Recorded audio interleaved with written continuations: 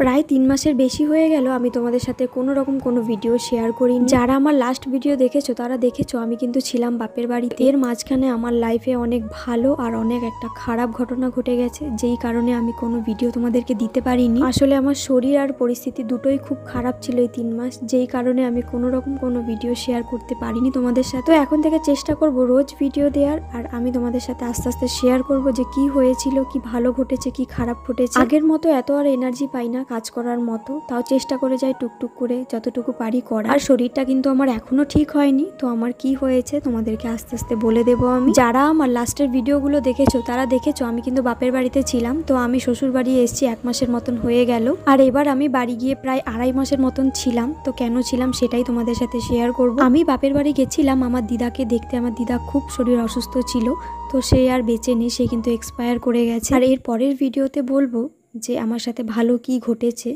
তো চলো আজকের মতো টাটা।